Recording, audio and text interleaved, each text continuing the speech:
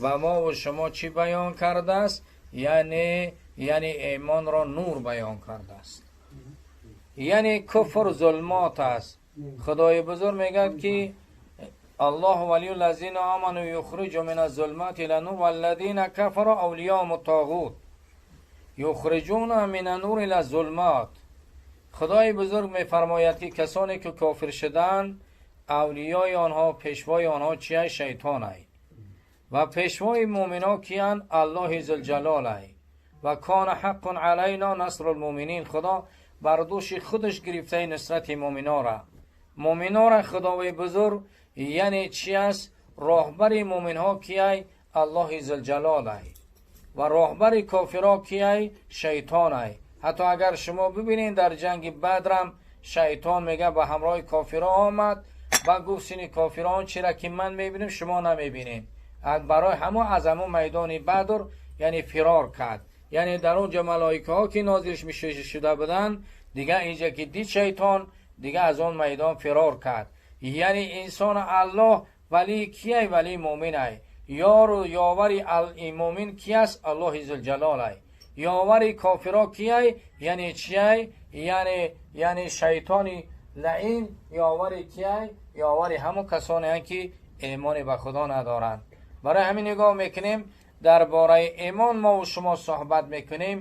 ایمان چی؟ یعنی ایمان رو من برای شما بیان میکند که خداوند بزرگ که درباره ایمان آوردن حضرت عمر من یک قصه برای شما بیان میکنم که برای ایمان آوردن حضرت عمر چی سبب شد که حضرت عمر رضی الله عنه ایمان آوردن. یک روز میگه از روزها سپاری از مجلس قریش برآمدن گفته قریش ها ابوجهل اینا که کیه که همین برای کار پیغمبر محمد را خاتمه بتیه، یعنی محمد را بکشه و ما از شر همین خلاص شیم. همیجا شمشیر میگه برداشت حضرت عمر گو که من کارش تمام میکنم. وقتی در راه آمد به همین سعد بن ابی وقاص رو پرو شد. سعد بن ابی وقاص گفت ای عمر کجا میرای؟ پسر خطاب کجا میرای؟ گفت میخواهم که برای محمد صلی الله علیه و سلم کارش به انتها برسانم، دیگه از شر همین خلاص شیم، فتنه همین خلاص شیم.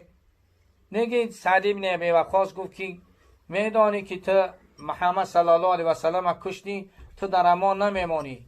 قبیله قریش ترا خیل نمیمانند، اولادای محمد صلی الله علیه و سلم ترا نمیمانند، ترا میکشند. میگه در همین حالت میگه حضرت عمر گفت که تو مسلمان شدی؟ گفت من مسلمان شدم. سعد بن ابی وقاص آخی تقوای حضرت پیغمبر اکرم صلی الله علیه و سلم گفت من مسلمان شده که من در دین محمد صلی الله علیه و سلم. بس او میخواست که بسوی حضرت عمر بسوی همین که همین سعد بن ابی وقاص حرکت کرد. گفت که من یک چیز دیگه بشارتتون، چیز زوری بهوده میزنی. یزدت سعید بن زید مسلمان شدگی، خواهرت فاطمه مسلمان شدگی. بعد میگه همین خیل کار در دست بود، همین خیل کار در دست عمر بود، همین تا کار دماند و راه سپاری خانه خواهرش شد. آمد که در پشت در خواهرش ایستاد که صدای قرآن از درون خانه می آید. ای درون خانه خواهر چیز صدای قرآن می آید که خبابی بن ارد در همونجا چیکار میکرد؟ اینا را تعلیم میداد. میگه وقتی میگه عمر که آمد در کوبید، خواهرش در کوبی کرد، میگه در دستش یک چوبه بود، میگه در می سری خواهرش زد، خون جاری شد. آمد یزدش گفت که تو از سعید بن زید گفت که تو گفت میگن به دین شده ای دین. گفت دین حق باشه چرا قبولش نکنم؟ من دین حق قبول میکنم. من در دین محمد مصطفی صلی الله علیه و میگه گرفت در زمین زدش. در زمین که زدش سعید بن زید که در زمین زد، خواهرش میگه آمد شوهرش خلاص کردن که یک مش در دهانش بازد، میگه خون از دهانش جاری شد. خواهرش فاطمه را حضرت عمر زد.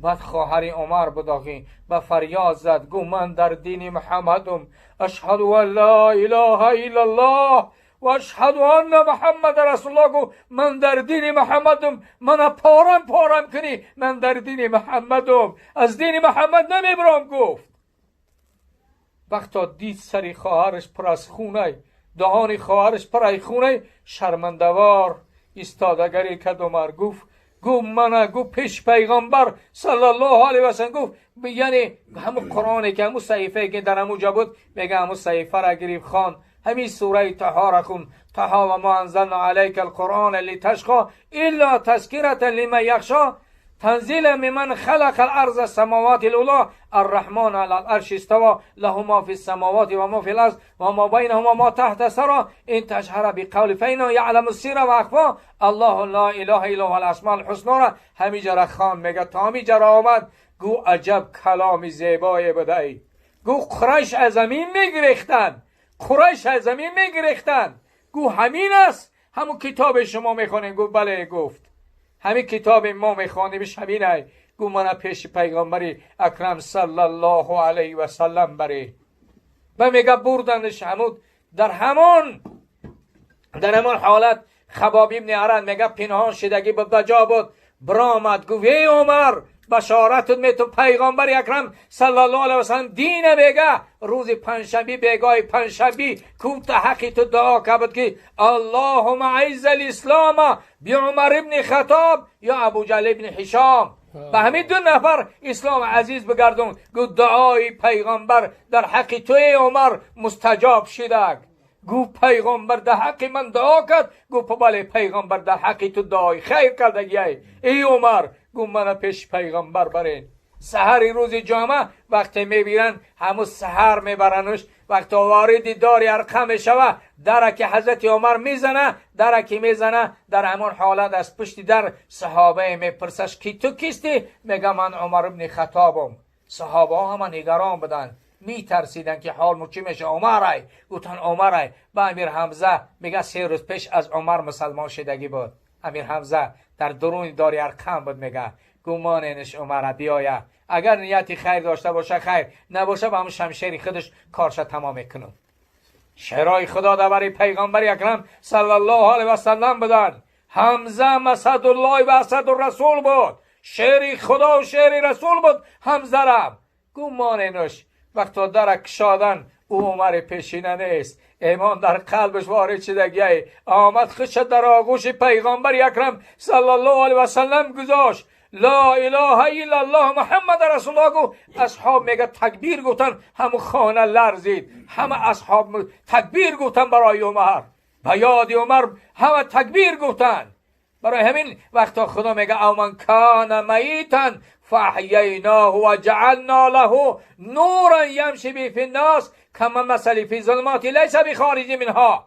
برای پیغمبر دعا کرد که خدا اسلام بعدو یعنی انسان یعنی عزت ببخش. یعنی چی؟ ابو جهل ابن هشام، عمر ابن خطاب. لیکن دعای پیغمبر چی در حق عمر پیدا شد؟ چی میگه در اینجا؟ میگه او من کان میتا فاحیینا. خدا میگه او کسی مرده بود من زندهش کردانم. حضرت عمر تا قیامت زنده، نام عمر زنده تا قیامت، هرگز نمیرد آن که دلش زنده شد به ایش ثبت است به جریده عالم دوام ما تا قیامت هست. نام بزرگوارا زنده، اینا زندن، اینا عمر. خدا میگه من کان میتا فاحییناه و جعلنا له نورا یمشی به فی الناس. یعنی نور ایمانش دادم که دمابین مردم میروه، دمابین مردم میره. او مانند همون ابو جهل است که در ظلمات های ابو جهل در همون ظلمات ابدالآباد ماندک دیگه نبرآمد. همین نگاه میکنیم حضرت عمر با نور ایمان، با نور اسلام مشرف شد. و اگر میبینیم در همه کارهاش در زمان، اگر ببینیم در جنگ بدرم پیغمبر اکرم صلی الله علیه و سلم از همه چی مشورت پرسید. حضرت ابوبکر مشورت پرسید. حضرت ما 70 نفره که اسیر بدن، 70 نفره که اسیر بدن، همانا را پیغمبر خدا گفت چی باید کنیم؟ سین ابوبکر گفت، ابوبکر صدیق گفت که همین فدیه بگیریم و همین را آزاد شو کنیم. لیکن حضرت عمر پرسید. حضرت عمر گفت که نه یا رسول الله، گفت باید ما نزدیکامون بکشیم که کافرها بدانند که ما در مقابلشون سختیم، در مقابلشون ایستادگی میکنیم. ما یعنی به اینا گفت. حتی علی عقیل گفت، دادرش گفت باید به قتل برسونه. حمزه باید نزدیکترینش تا که بدانند که دشمنان اسلام که ما در مقابلشون رحم نداریم. میگه پیغمبر گپی حضرت ابوبکر صدیق گرفت، گپی ابوبکر صدیق گرفت و 70 نفر آزاد کرد. و میگه فردا حضرت عمر میگه آمدم که گریه داره، پیغمبر گریه داره. گفتم ما یبکی که یا رسول الله و انت و صاحبک. آمدم که ابوبکر هم گریه داره. آمدم اینا هم 2 نفر گریه دارن. با میگه گفتم برای چی گریه میکنی یا رسول الله؟ گفت همین سخنی تر الله به همه تو موافقت کرد. و ما کان للنبی ان یکون لهم اسرا حتی یسخنوا فی الارض تريدون عرض الدنیا والله یرید الاخره والله هو العزیز الحکیم. همین آیت فرستاد که خداوند گفت برای پیغمبر لازم نبود که اسیر بگیره و فدیه بگیره. الله شما دنیا را میخواهید، الله آخرت را میخواه برای شما. والله عزیز الحکیم. حضرت عمر میگه میجا گریان شد. میگه گویی عمر اگر آیت حاضر، اگر عذاب نازل میشد، ای عمر اگر حاضر آیت نازل میشد، عذاب نازل میشد، بغیر تو همه هلاک شدگی بدن. ای عمر. حضرت عمر میگه گریان شدم، گفتم الله قطع رای من موافق آمد. گو رای تو به الله موافق آمد. ای عمر رای من گو به الله موافق آمد. گو بله رای تو به الله موافق آمد. اگه باید که در اینجا همه گپ حضرت عمر اینجا تایید شد. بعد دیگه همه جا میگه من خرسان شدم، گفتم که ای الله ذوالجلال ببین که رای من موافق گردان دیدی. درباره آیه حجابم میگه من استادگری کردم، گفتم رسول خدا را زنای تو باید حجاب داشتم. همه جا آیات میگم نازل شد قل یا ایها النبی قل لازواجک و بناتک و نساء المؤمنین یدنین علیهن من جلابیبهن. در شانش میگه همین آیات نازل شد. هر آیه را که میگم من هر چیزی را از خدا خواستم، خدا هم به من موافقت کرد. میگه به من چی موافقت کرد؟ اگر میبینیم زمان خلافت شونه، حضرت عمر از زمان خلافت شونه من برای شما بیان کنم. در زمان خلافتشون اصلا یکی از غلاماشای میگه یگام شب نبود که عمر خواب کند. در زمان خلافتش شبها چی میگشت، میگشت به هر جا چی میرفت. حضرت عمر شبها میگشت. میگه یک شب اصلا میگه رفتیم در حیره. حیره از مدینه بیرون. میگه ما رفتیم از مدینه بیرون، یک جا رفتیم که علال سوخته ایستاده، یک آتش سوخته ایستاده. و میگه من گفتم که میگه برای هم گفت که یکم کاروان آمدگی همین جماندگی شدگیان همه را باید بریم پاسبانی کنیم که یکم که ضرر شونه رسونه. میگه آمدیم اصلا میگه که آمدیم یک زنک میگه همه جا شدگی 3 تا کودکک همه جا گریه دارن، علال سوخته ایستاده، یعنی دیگ جوشیده ایسای. اونا هر چند گریه میکنن این مادر تمام شو نمیتیه. به حضرت عمر میگه سینش گو که یا اما ای مادر همی را تمام نمیتی. گو چی شون بتیم در درون این دیگ همی سنگ پاره ماندم جوشیده ایستاده. برای تسلی همی کودککا یتیمم. بگو به عمر مراجعت نکردی؟ گو عمر باید که ای حال ما آگاه باشه. گو عمر چی میدونه در صحرا حالی تو چی؟ گفت عمر وقت ها مسئولیت میگیره باید که از حال ما خبردار باشه. و همیجا میگه حضرت عمر گریان شد. سینی اسلم سینی غلامش گفت که بیا بریم به مدینه. آمدن از مدینه میگه برای تمام آراسته کردن میگه گرفت یک خلطه و حضرت عمر برداشت. هر چند اصلا میگه گفتم که بیا من همین خلطه را بگیرم. گفت که نه خلطه را تو نمیگیری، این گناه عمره، باید عمر را جبران کنه. میگه با همو جرا برد، میگه همو خلطه رو یعنی همو طعام آراسته کرد. میگه او زنک دیگه شسته ثابت ای علاوه مانده پوف کرده سای روشای مبارکش پرای خاکستر شدگی بود. میگه عمر میگه در همین حالت میگه طعام این مادر میگه آماده کرد، تیار کرد. میگه طعام میگه همیتا خورده ایستادن کودککا. میگم اصلا میگه گفتم ای امیرالمومنین بیا بریم. نه گفت در حالت آمدم این کودککا گریان بدن، حالی در همین شادابیشون در همین خرسندیشون میگه ما ببینم شون.